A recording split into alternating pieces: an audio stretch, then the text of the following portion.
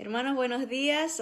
Bienvenidos a Tesoros del Cielo, a esta nuestra segunda clase de hermenéutica. Estamos analizando las profecías bíblicas dadas por Jesús. Ya vimos las que Jesús cumplió, ahora vamos a ver las que Jesús nos dio. Y esta es la parte 2, estamos en la lección 22 de las profecías dadas por Jesús, segunda parte. Y vamos a darle al Señor el tiempo y vamos a poner en oración esta clase, hermanos. Les invito a acompañarme a orar. Bendito Padre, Señor, seguimos delante de tu presencia, agradecidos, Señor, porque nos permites conocer las cosas que están por venir. Señor, tú nos equipas, nos preparas, Señor, nos adviertes. Padre, para que no nos sorprenda las cosas que ya están determinadas que pasarán, Señor. Rogamos que tú abras nuestros ojos, a nuestro corazón, nuestra mente, nuestros oídos. Espíritu Santo, Señor, ayúdanos a entender tu palabra, Señor, y practicarla, Señor, estar apercibidos a tu palabra como una antorcha que alumbra en un lugar oscuro, Señor. Tu palabra es nuestra luz, nuestra guía, Señor, y te damos gracias porque tú nos la has dado, Señor, para el beneficio, para equiparnos, para prepararnos para toda buena obra, para tu gloria, Señor. Gracias por mis hermanos que escuchan desde lejos, desde cerca, Señor, a los que están aquí, Señor, que todos nosotros juntos en un mismo espíritu busquemos tu gloria y tu alabanza, Señor. Te lo pedimos en el nombre de Jesús. Amén, amén. Amén. Bien, la semana pasada vimos algunas de las profecías que dio el Señor, pero solamente en una porción, que fue Mateo 24. Y esta mañana no alcanzamos, a pesar de que era una sola porción, no nos alcanzó el tiempo, y eso que estamos analizándolo de una manera superficial, es una manera muy rápida en realidad. No nos estamos deteniendo a analizar cada profecía, sino más bien mencionarlas para despertar un poquito del interés, tal vez a veces ese deseo de saber más de lo que el Señor Jesús mismo nos habló. Y la semana pasada escogimos 8 profecías que dio el Señor en Mateo 24. Hoy aumenté una que me di cuenta que se me había pasado, pero entonces hoy tendremos 9. La semana pasada vimos 5, hoy veremos 4. Pero si notan ahí, miren, se las voy a mencionar para recapitular, para hacer un resumen, ¿verdad? En el Mateo 24 al Señor se le acercan sus discípulos para preguntarle de que cuándo se iba a destruir el templo, porque ellos estaban presumiendo y dijeron, ¿qué te parece este templo tan hermoso, este edificio? Y el Señor les dice, yo les digo que no va a quedar piedra sobre piedra, ¿verdad? O sea, anuncia la destrucción del templo. Esa fue la primera cosa que vimos. También el Señor profetizó un tiempo de engaño donde saldrían muchos Cristos, o sea, muchos ungidos. Explicamos esa palabra y cómo el Señor Jesús la completa en su vida, ¿no? Él es el Cristo, el ungido de Dios, el Mesías, Él es el Rey, Él es el sacerdote, el intercesor, y Él es el profeta que Dios mandó. Y eso es lo que estamos viendo, ¿no? Que el Señor cumple su oficio como Cristo, como ungido, al darnos estas profecías. Pero Él dice, van a salir otros Cristos, muchos ungidos, falsos profetas, que aún harían milagros, que es algo interesante, ¿no? Que Satanás les da la habilidad de poder engañar no solamente con sus palabras, sino con sus acciones, ¿verdad? Harían milagros mentirosos, obviamente milagros impulsados por Satanás. ¿Se acuerdan cuando Moisés llevaba la vara, ¿no? Y él convirtió la vara en una serpiente, ¿verdad? Hizo algunas señales, pero los brujos, los magos del faraón imitaron lo que él hizo, pero a menor escala, ¿verdad? Lo que, por ejemplo, Moisés hizo, el poder de Dios se manifestó en él, convirtiendo el mar en sangre, ¿no? pero ellos podían hacerlo, pero en menor escala, no con el poder como el poder de Dios. Asimismo, estos falsos ungidos, falsos profetas, van a hacer milagros, pero milagros no a la escala del poder de Dios, obviamente. También hablamos que el Señor profetizó que habrían guerras y rumores de guerras, y explicamos un poquito que siempre han existido guerras, pero el Señor lo que estaba diciendo era que la intensidad de estas vendrían más fuertes, como lo compara como como una mujer embarazada que está ya por dar a luz, esos ¿cómo se le llama? Las contracciones, ¿verdad? El parto va avanzando y se va haciendo más fuerte los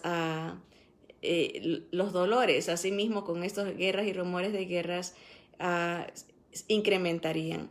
También hablamos del tiempo de gran tribulación para Israel.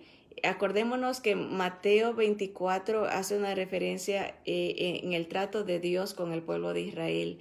Se está hablando a judíos y se está hablando de lo que les va a pasar al pueblo judío. Ese es el contexto, ¿verdad? Mucha gente aplica, y ahorita lo vamos a leer para repasar, aplica varios versículos que están en Mateo 24 a la iglesia, y tenemos que entender lo que ciertas partes son exclusivas del pueblo de Israel. Y aumentamos el número 5, el rapto, lo pusimos en ese orden, aunque en la porción de Mateo 24 está hacia el final. También otra profecía que sí analizamos la semana pasada es de que el evangelio sería predicado a todo el mundo, o en todo el mundo se va a dar esta buenas noticias de que hay salvación en Jesús, ¿verdad? Que Él es el ungido, que Él es el Cristo. Hoy veremos también del 7 al 9, que son las grandes señales en los cielos, la segunda venida del Señor Jesús con gran poder y gran gloria, y que habrá un fin para la humanidad. Así que leamos las primeras partes para repasar y recapitular. Así que Mateo 24, desde el versículo 3 en adelante, dice que estaba sentado el Señor Jesús en el monte de los olivos, y los discípulos se le acercaron aparte diciendo: Dinos, ¿cuándo serán estas cosas y qué señal habrá de tu venida y del fin del siglo? Una pregunta con que envuelve tres eventos diferentes, ¿verdad? Primero dice, ¿cuándo serán estas cosas? O sea, la destrucción del templo. Eso era lo que ellos querían saber. ¿Cuándo se iba a destruir el templo? ¿Qué señal habrá de tu venida? Es el segundo evento que ellos tenían curiosidad de saber. Y el último es cuándo se va a acabar el mundo. El fin del siglo es una manera de decir cuándo se iba a acabar la humanidad, ¿no? Entonces dice, respondiendo Jesús les dijo: mirad que nadie os engañe, porque vendrán muchos en mi nombre diciendo yo soy el Cristo, y a muchos engañarán. Ahí está el primer anuncio profético de que habrían engañadores, y mucha gente sería engañada, mucha falsa doctrina, mucho engaño. Ahora, algo que mencionamos la semana pasada y es importante tener en mente cada vez que se leen porciones proféticas, es de que va a haber un cumplimiento cercano. Y cuando digo cercano, no estoy hablando necesariamente de una semana o 2 semanas. Cercano pueden ser años, dentro de 70. Bueno, en este caso, el Señor da este anuncio y después de 40 años se cumple lo de la destrucción del templo, porque el templo se destruye aproximadamente en el año 70 de nuestra era. Entonces, y el Señor vivió 33, cuando Él está dando esto es en la última semana antes de morir.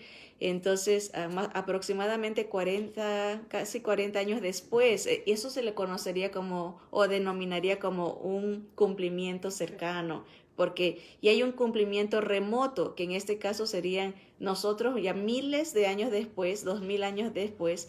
Entonces el Señor, hubo un cumplimiento cercano de que sí vinieron falsos ungidos, falsos cristos, engañadores. En los tiempos de los discípulos salieron gente que se decía creyente, pero quería meter otras cosas, como por ejemplo circuncidarse, ¿verdad? Hablamos un poquito de eso como el libro de Gálatas, Pablo escribe para traer de nuevo a los hermanos al evangelio correcto, ¿no? Que solamente es por gracia, no por obras, y por eso escribe todo el libro de Gálatas. Entonces vemos el cumplimiento cercano, entran las falsas doctrinas, entran cartas falsas, haciéndose pasar como apóstoles, entran mucha confusión y engaño dentro de los años de los discípulos, de los apóstoles, pero también es una proyección a un cumplimiento remoto que vemos, por ejemplo, en nuestros tiempos. Eso es la maravilla de las profecías, que no solamente tienen una aplicación cercana y se acaba, sino que es algo como progresivo. Se va viendo todo el cumplimiento y se va a dar de nuevo y se está dando en nuestros tiempos, pero con gran intensidad el engaño dentro de las iglesias que una vez predicaron buena doctrina del Evangelio de Cristo y salvación en Cristo, ahora está desviado a un evangelio humanista, unas predicaciones simple y llanamente motivacionales, con mucha injerencia, mucha influencia del Oriente, con cosas del gnosticismo, esas predicaciones de que tú crees en ti, mírate a ti y tú podrás. Eso es todo, viene del Oriente, ¿verdad? Del misticismo, de cosas el yoga, ¿no? De la meditación. Y vemos como las iglesias están contaminadas con este tipo de enfoque, ¿no? Entonces, el engaño es evidente, tal y como el Señor lo profetizó. Pero miren, sigue en el versículo 5, dice, porque vendrán muchos en mi nombre diciendo yo soy el Cristo, y a muchos engañarán, ¿verdad? Y oiréis, ahí viene otra profecía, oiréis de guerras y rumores de guerras, mirad que no os turbéis, porque es necesario que todo esto acontezca, pero aún no es el fin. Obviamente vemos y escuchamos en nuestros tiempos, ¿no? Que qué tan intenso, ¿verdad? Hay unos científicos que tienen un reloj que le llaman el Doom, como el reloj de la desgracia o como de la condenación, que si llega a las 12 es que ya es como la Tercera Guerra Mundial, y ellos están ahorita, según como ellos proyectan las cosas, a 11:59. O sea que está ya como que anuncian que estamos a un paso de que se dé una guerra nuclear. Ellos lo anuncian, el mundo lo presiente y el Señor lo anunció, pero dice que no nos debemos de turbar, porque es necesario que todo esto acontezca, pero aún no es el fin.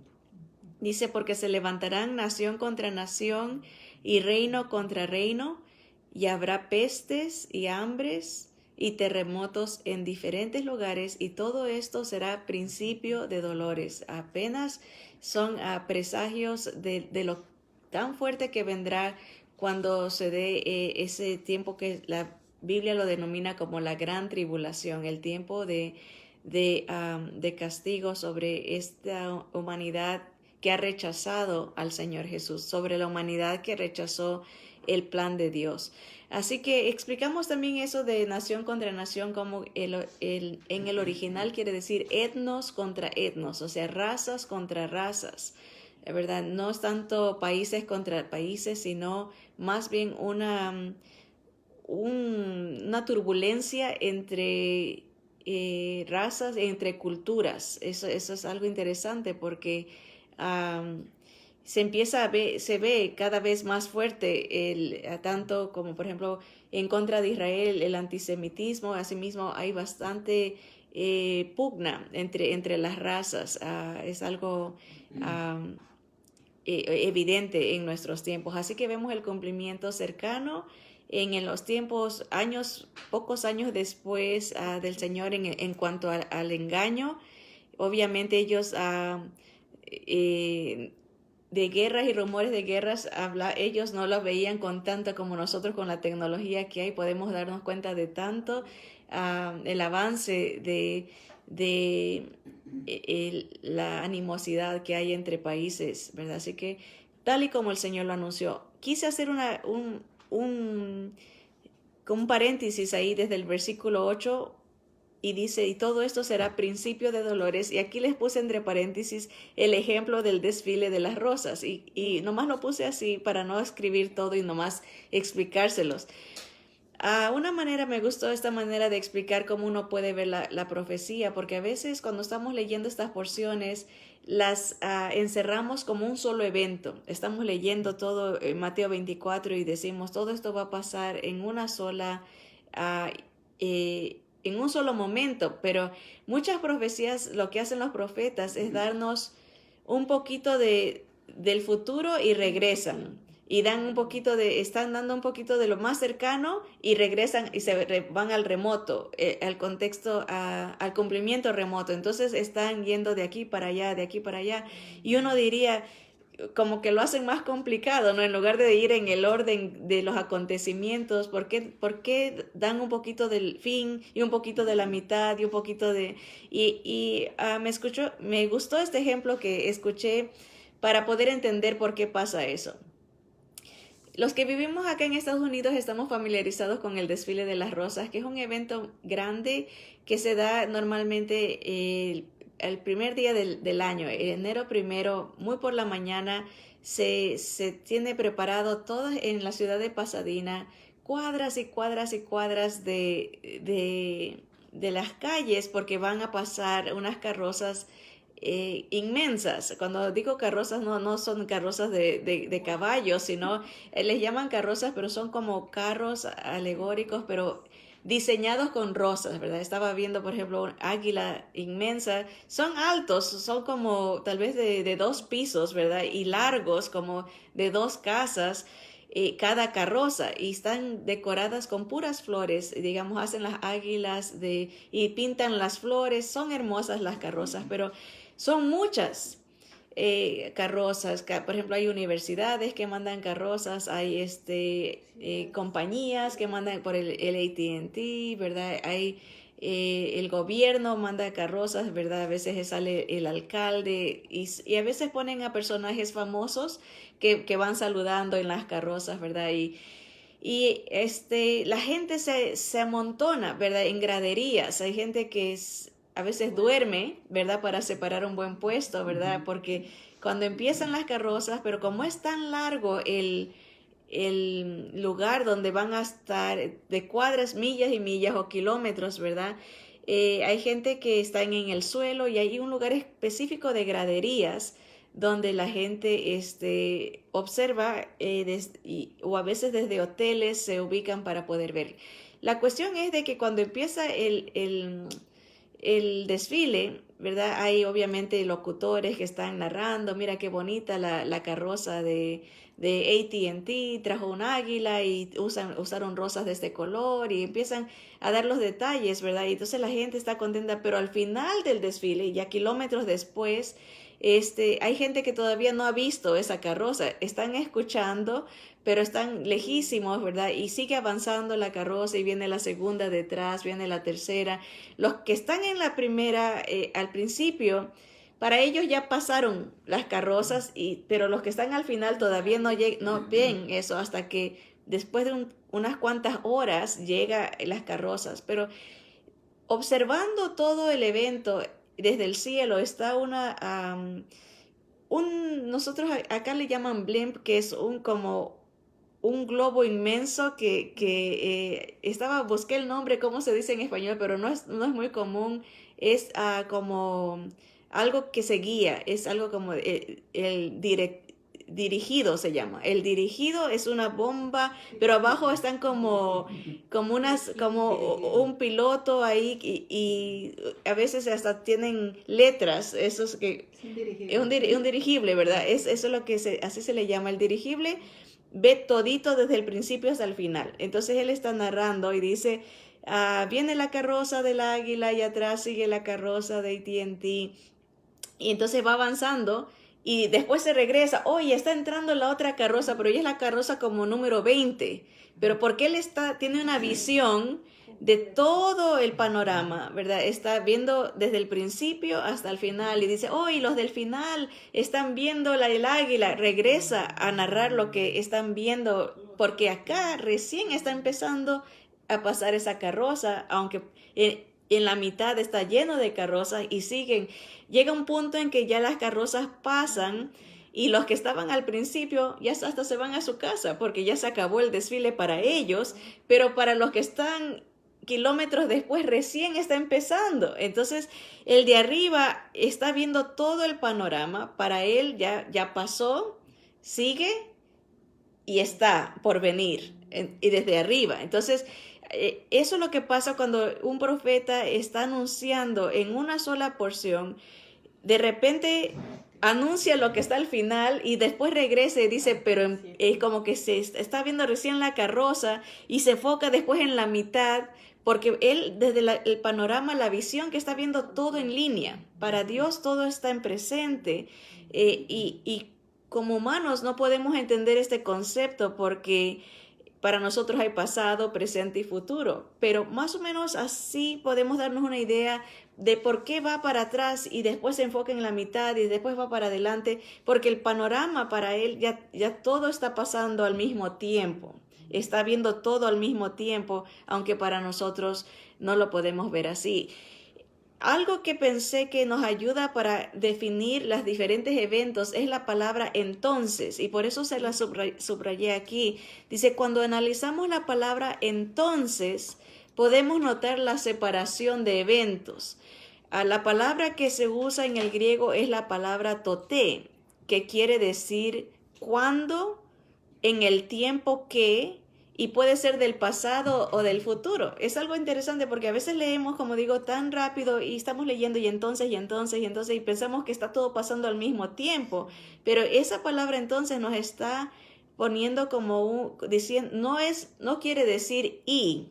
Cuando uno dice, oh, y pasará esto, y entonces marca el tiempo que, y dice, también quiere decir consecución, o sea, conseguir. Cuando dice entonces, va a ser se consiguió, se llegó a esto, que es diferente de otras dos palabras que en el griego, que es oun o kai, que significa así que. Ese entonces no quiere decir así que va a pasar esto. No, no es por lo consiguiente, sino es ni tampoco en consecuencia, sino más bien quiere decir cuándo, en el tiempo que. Así que vamos a leerlo para tratar de encontrar entender este. Miren, en el versículo 9, nos quedamos, dice, y todo esto será principio de dolores, en el versículo 8. Ahora viene el 9 dice, entonces, ahí ese quiere decir en el tiempo que, del pasado o del futuro, o cuando os entregarán a tribulación y os matarán. Entonces como que se va para otro lugar, no sé, no está hablando ya del el tiempo del fin, ni de las guerras, sino se regresa a un tiempo de tribulación. Dice, y os matarán y seréis aborrecidos de todas las gentes por causa de mi nombre. Igual, un cumplimiento cercano, que fue cuando las persecuciones para nuestros hermanos en los tiempos de Nerón, de los emperadores romanos, y un cumplimiento en la gran tribulación, donde serán perseguidos y tendrán que morir por la causa de Cristo, serán aborrecidos. Y lo vemos en nuestros tiempos también. Hay persecución a nuestros hermanos en el oriente por la causa de Cristo, ¿verdad? Vemos el panorama desde la visión de Dios. Dice, muchos tropezarán entonces. Hay otra vez como otro tiempo, cuando, y se entregarán unos a otros y unos a otros se aborrecerán. Y muchos falsos profetas se levantarán y engañarán a muchos. Y por haberse multiplicado la maldad, el amor de muchos se enfriará. Mas el que persevere hasta el fin, éste será salvo. Ese es el versículo que muchas veces se usa fuera de contexto aplicado a la iglesia. Estamos hablando aquí del tiempo de la gran tribulación. Muchos serán perseguidos, asesinados, el amor de muchos se enfriará durante ese tiempo de gran tinieblas, de mucha maldad. Y el que termine, el que persevere hasta el fin durante ese tiempo, o sea, que no se deje marcar por por la bestia, o como se conoce, por el anticristo, ¿verdad? El que persevere en ese hasta el fin, en otras palabras, que mueran por la causa de Cristo, ese será salvo. ¿Pero de qué? No está hablando de la salvación de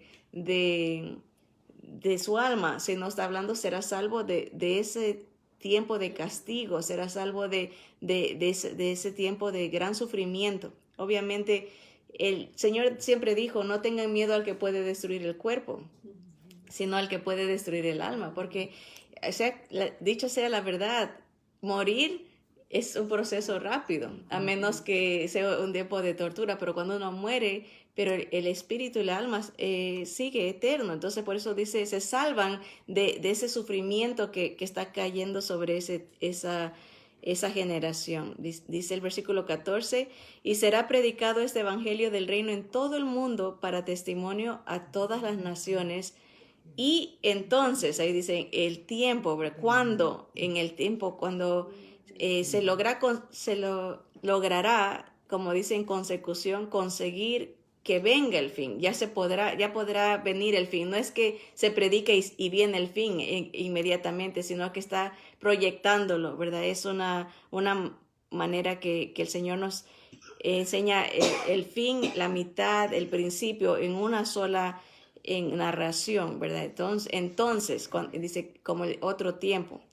Versículo 15 dice, por tanto, cuando veáis en el lugar santo la abominación desoladora de que habló el profeta Daniel, el que le entienda, aquí retrocede, porque ya está hablando del fin, de ese tiempo del fin, después de que toda la gente haya oído la palabra, y retrocede.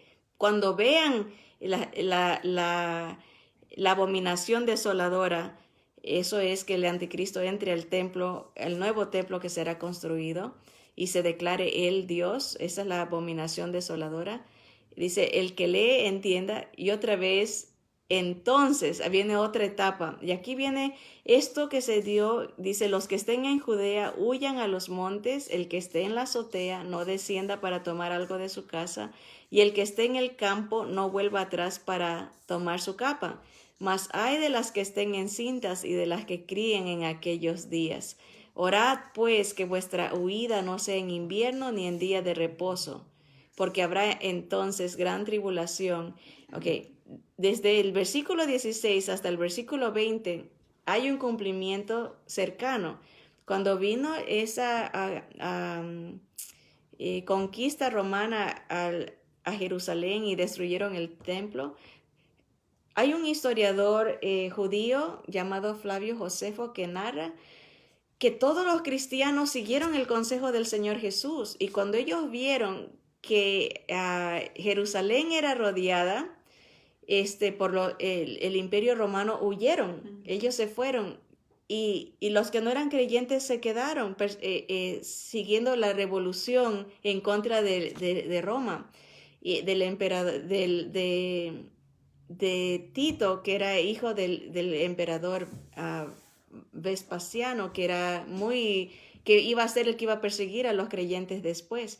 Pero ellos entraron, y dice la historia que mataron más o menos gente murió por hambre porque no dejaban ni entrar ni salir las tropas romanas mientras estaban asediando para conquistar.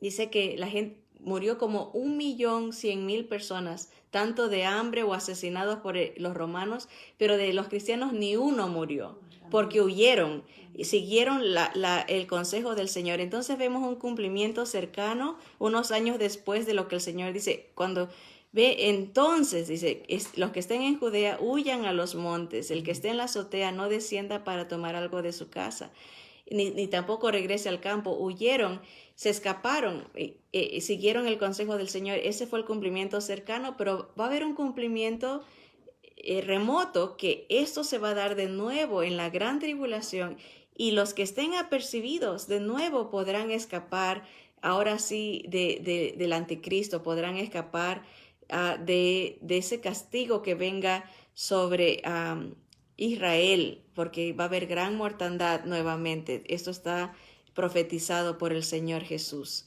Pero la diferencia de ese cumplimiento cercano al cumplimiento remoto en la gran tribulación será lo que dice aquí en el versículo 21. Dice, porque habrá entonces gran tribulación, cual no la ha habido desde el principio del mundo hasta ahora, ni la habrá. O sea, es lo máximo de sufrimiento que experimentará Israel y el mundo durante la gran tribulación. Dice, y si aquellos días no fuesen acortados, nadie sería salvo. O sea, todos morirían. Hablando físicamente, no está hablando de la salvación eterna, sino nadie sobreviviría si el Señor no acortara el tiempo. Solo son 7 años de sufrimiento para la humanidad. Mire, y dice el versículo 22, y si aquellos días no fuesen acortados, nadie sería salvo. Mas por causa de los escogidos, aquellos días serán acortados. Por causa de los judíos creyentes y gente que acepte al Señor durante el tiempo de la gran tribulación, por ellos se acorta a 7 años nomás. No es un castigo permanente, sino algo limitado para que pueda sobrevivir. Si no, de otra manera no habría nadie. Porque van a haber, acuérdense, en terremotos, van a haber castigos en la atmósfera, va a haber gran mortandad, va a haber lo que suena como que si fuera una bomba atómica. Va a haber, la tercera parte del mar será contaminada, la tercera parte de la tierra, de lo verde se va a consumir, va a haber mucha mortandad, pero por eso en el contexto está hablando de los creyentes que salgan de la gran tribulación. Miren al versículo 23. Regresa, ahí está la palabra entonces. Estaba ahorita en la gran tribulación, hace rato estaba en el fin, ahora dice entonces, otra vez, ¿cuándo? En el tiempo que, dice, del pasado o del futuro.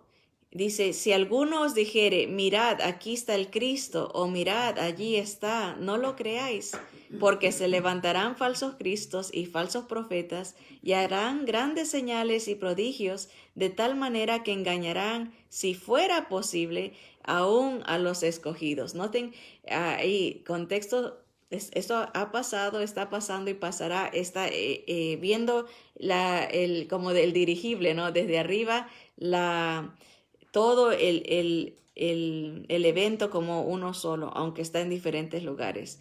El versículo 25 dice, ya os lo he dicho antes, así que si os dijeren, mirad, está en el desierto, no salgáis, o mirad, está en los aposentos, no lo creáis. Porque como el relámpago que sale del oriente y se muestra hasta el occidente, así también será la venida del Hijo del Hombre. Rápido, aquí se proyecta el futuro, ¿verdad? De esa línea de tiempo cuando el Señor venga por segunda vez y todo ser humano lo vea. Versículo 28.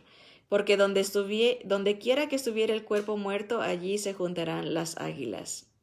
Versículo 29. E inmediatamente después de la tribulación de aquellos días, el sol se oscurecerá y la luna no dará su resplandor, y las estrellas caerán del cielo y las potencias de los cielos serán conmovidas. Aquí ya esto, si no vimos la semana pasada, es el preludio a la venida del Señor Jesús, gran conmoción en la atmósfera, en la estratosfera, la naturaleza habrá una evidente, muy obvia manifestación en la naturaleza antes de que el Señor venga, ¿verdad? Entonces, dice, aparecerá, ahí viene de nuevo, se proyecta al futuro, aparecerá la señal del Hijo del Hombre en el cielo, y entonces lamentarán todas las tribus de la tierra, y verán al Hijo del Hombre viniendo sobre las nubes del cielo con poder y gran gloria. Esa es una profecía. El Señor está diciendo, voy a regresar.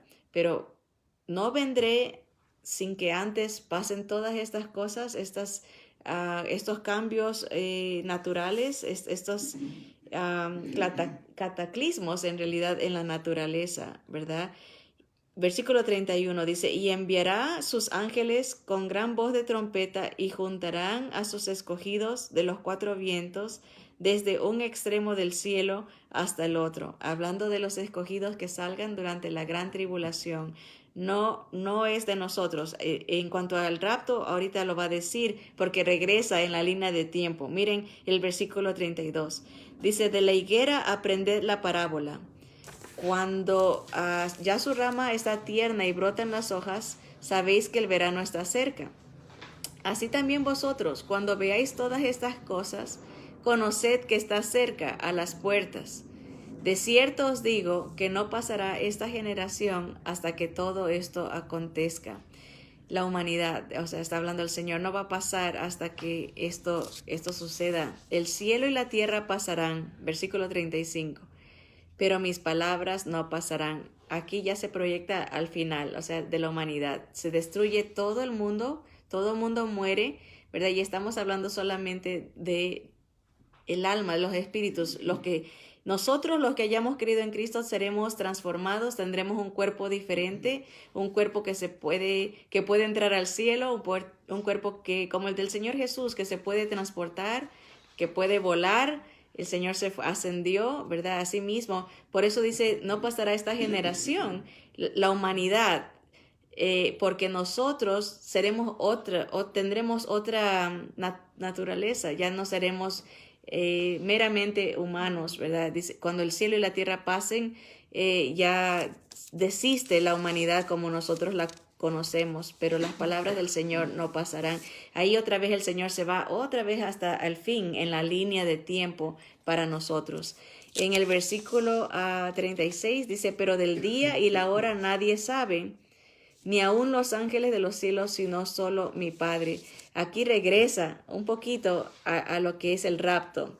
Ya no está proyectado, ya no está en lo de la destrucción del mundo, sino que está hablando de cuando Él venga por nosotros. ¿Por qué dice eso? Miren en el versículo 37.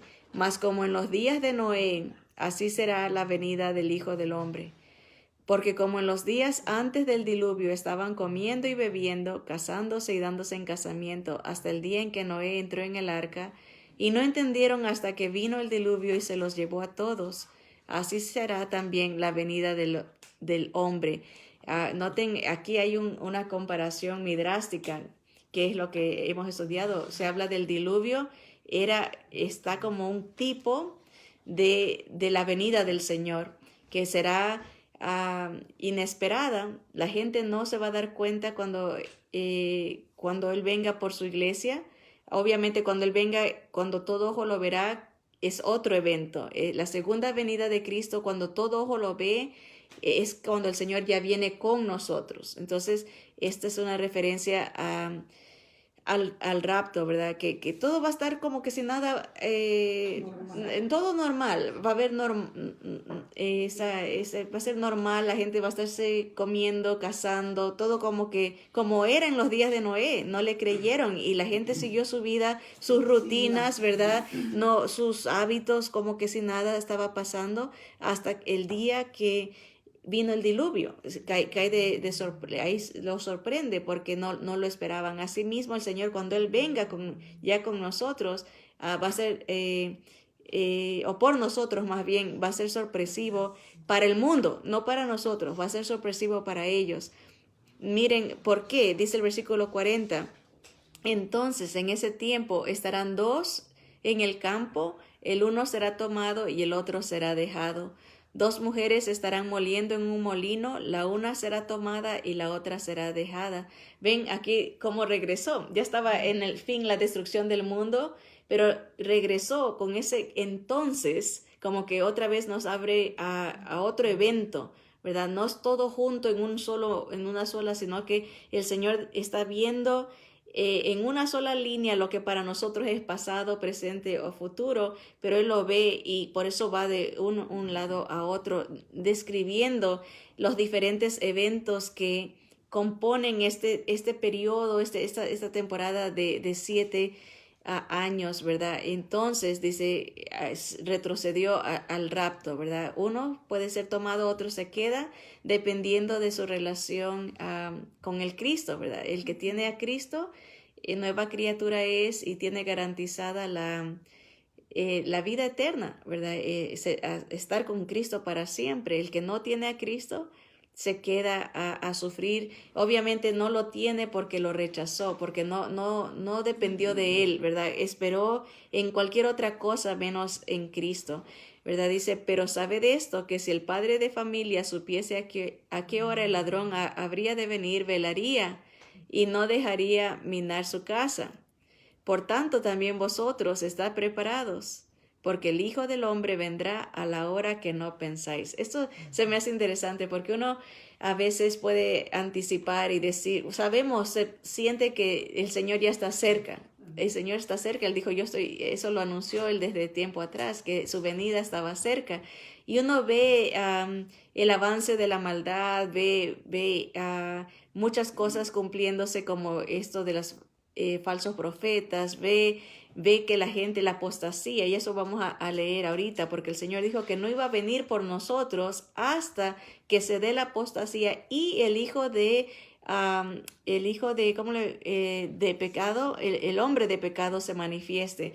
Entonces conecta dos eventos que tienen que pasar para que el Señor venga por nosotros. Y miren, así que sigamos, dice, si uno supiera a la hora que el Señor vendría, como dice aquí, estaría al pendiente, ¿verdad? Pero va a venir el Señor en un tiempo donde no lo esperamos y eso nos debe de poner un poquito más alertas aún, porque cuando pensamos que viene, no viene y va a venir cuando menos espera el mundo, ¿verdad? Miren lo que dice el versículo 45. ¿Quién es pues? Esa palabra pues la subrayé porque en la versión en inglés es la misma palabra entonces que hemos venido subrayando antes, pero es una diferente palabra en el griego. Ahí no dice quién es entonces el siervo fiel, por eso le pusieron pues, porque es otra palabra que quiere decir y, que era lo que vimos, que por eso pensamos que la palabra entonces es un indicativo de diferentes eventos. Ahora dice, ¿quién es pues el siervo fiel y prudente al cual puso su Señor sobre su casa para que les dé el alimento a tiempo?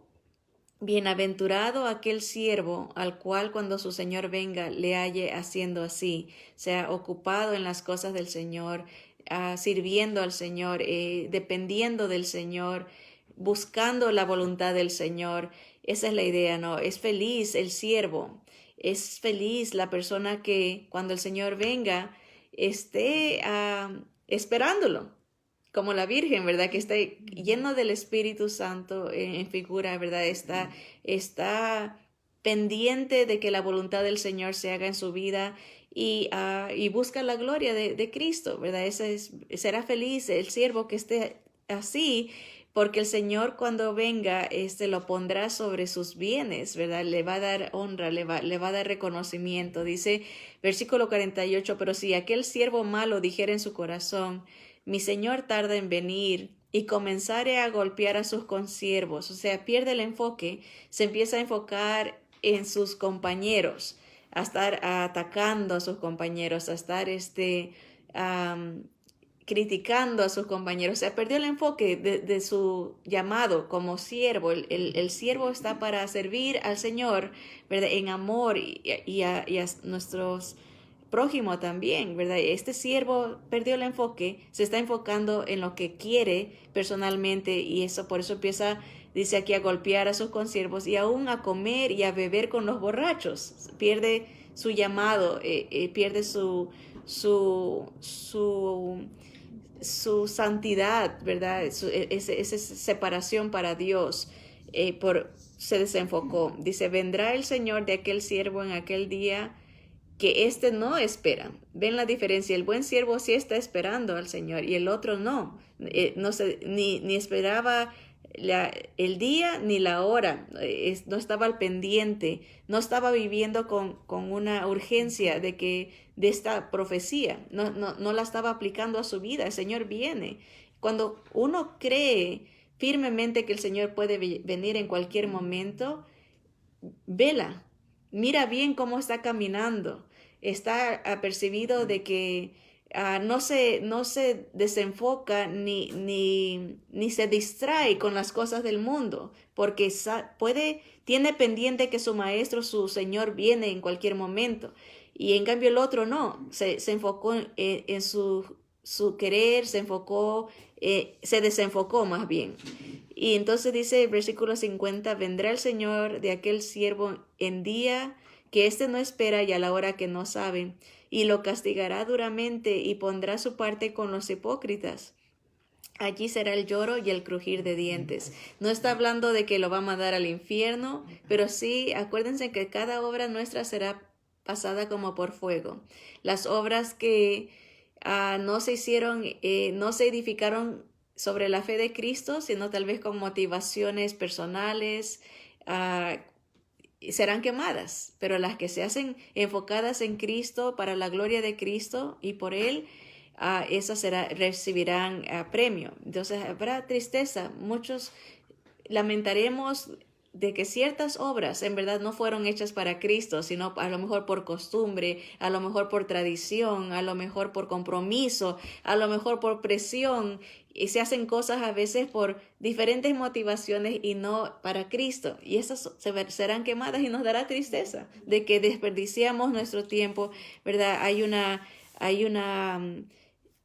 un llamado de atención, obviamente dice el Señor en esa porción, no serán salvos así como por fuego, ¿verdad? Como que el Señor, por la gracia de Cristo, uno entra, ¿verdad? Y nuestra meta es tener coronas para entregarle al Señor el día que lo veamos, ¿verdad? Para honrarlo, para glorificar su nombre.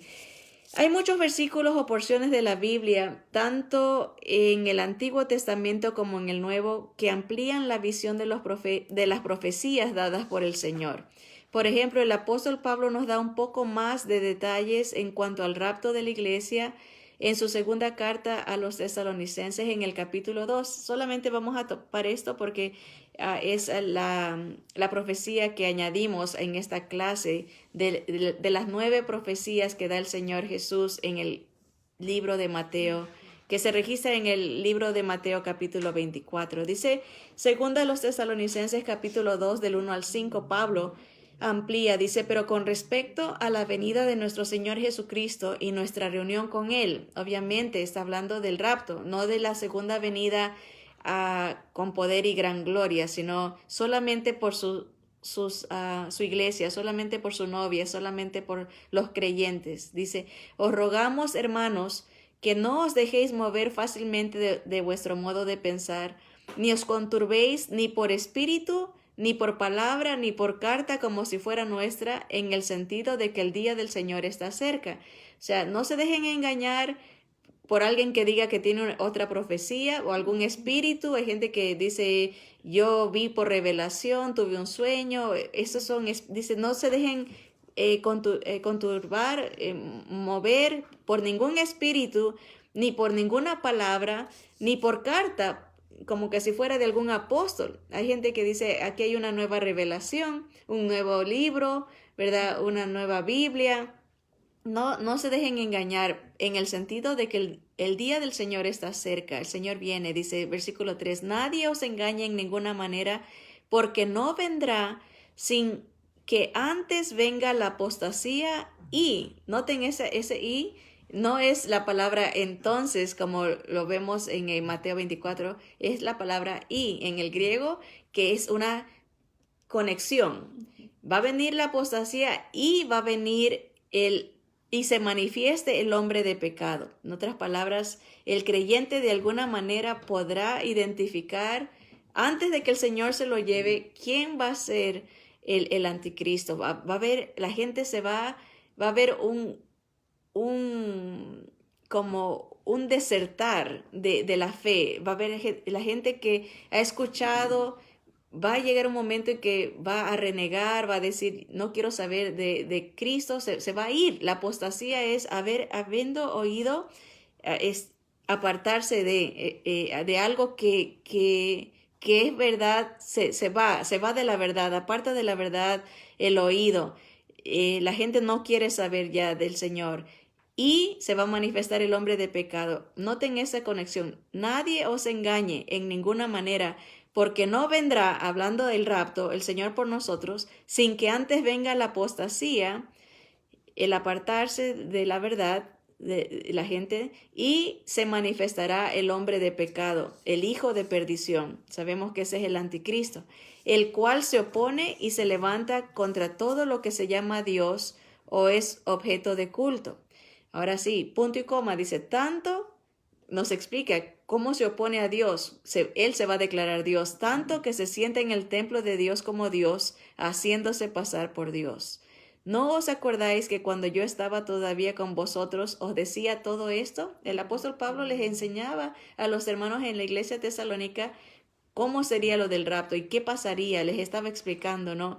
La corriente del mundo, cómo sería y cómo estar apercibidos. Ellos creían que en su tiempo iba a venir el Señor. Ellos estaban abiertos su corazón a esta verdad del rapto, de que el Señor vendría por nosotros. Otra porción bíblica donde encontramos profecías dadas por Jesús es todo el libro de Apocalipsis. En esta clase que hemos reservado estas 2 lecciones para hablar de las profecías que Jesús nos dio. Y ya hemos visto en Mateo 24 y tenemos los contextos en Lucas 21, ¿verdad? Lo tienen en sus hojitas para que lo lean con calma.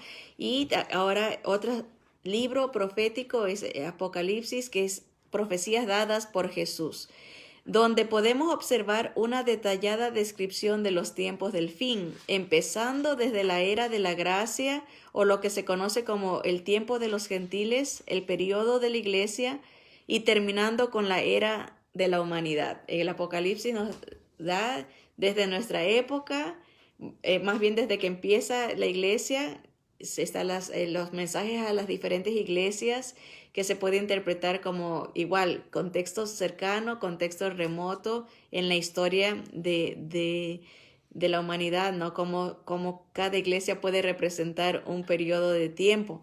Pero termina el Apocalipsis con la venida de la Nueva Jerusalén, o sea, se acaba la humanidad, se acaba el mundo, el cielo y la tierra pasa y viene una nueva ciudad, una nueva creación, un cielo nuevo y una tierra nueva. Vamos a ver, veamos cómo se describe esto en el libro de Apocalipsis. Apocalipsis 1 nos especifica que son las profecías de Jesús. Dice, la revelación de Jesucristo que Dios le dio para manifestar a sus siervos las cosas que deben suceder pronto. Y la declaró enviándola por medio de su ángel a su siervo Juan, que ha dado testimonio de la palabra de Dios, hablando de Juan, y del testimonio de Jesucristo y de todas las cosas que ha visto. Bienaventurado el que lee y los que oyen las palabras de esta profecía y guardan las cosas en ella escritas, porque el tiempo está cerca. Ven que Jesús mismo dice, yo soy el que estoy dando esta palabra profética a través de mi ángel y se lo envío a Juan, quien es un siervo, un testigo fiel de las cosas que ha oído y que ha visto. Es sumamente feliz, dice esta porción, bienaventurado el que lee y escucha las palabras de esta profecía, ¿verdad? Tan importante porque el Señor está cerca, dice, saber lo que va a pasar, saber lo que el Señor nos previene, el Señor nos prepara, el Señor nos advierte y